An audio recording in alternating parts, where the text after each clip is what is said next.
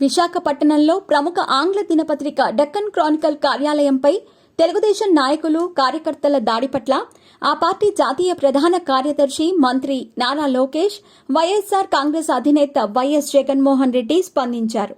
వేరువేరుగా ట్వీట్లను పోస్ట్ చేశారు. Visakhapatnam steel plant ప్రైవేటీకరణ విషయంలో రాష్ట్రంలో అధికారంలో ఉన్న ఎన్డీఏ సంకీర్ణ కూటమి ప్రభుత్వం యూటర్న్ తీసుకుందంటూ డెక్కన్ క్రానికల్ ఓ ప్రత్యేక కథనాన్ని ప్రచురించటం టీడీపీ నాయకుల ఆగ్రహానికి కారణమైంది. ఈ సాయంత్రం వాళ్లు డీసీ ఆఫీస్పై దాడి చేశారు. బోర్డును తగులబెట్టారు. దినపత్రిక కాపీలను కాల్చివేశారు. ఈ దాడి పట్ల నారా లోకేష్ స్పందించారు. విశాఖపట్నం బ్రాండ్ ఇమేజ్ ని దెబ్బతీసేలా డెక్కన్ క్రానికల్ ఈ కథనాన్ని ప్రచురితం చేసిందని అన్నారు. వైఎస్ఆర్సీపీ ఆదేశానుసారం ఈ కథనాన్ని వండి వార్చిందని విమర్శించారు.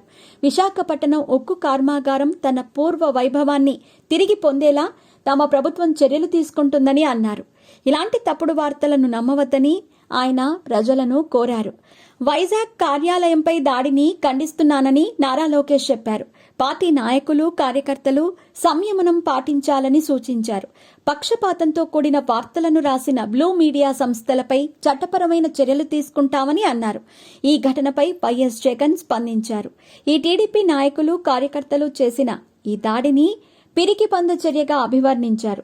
టీడీపీని గుడ్డిగా అనుసరించకుండా నిష్పక్షపాతంగా వ్యవహరించే మీడియాను అణిచివేయటానికి టీడీపీ చేసిన మరో ప్రయత్నమని జగన్ వ్యాఖ్యానించారు.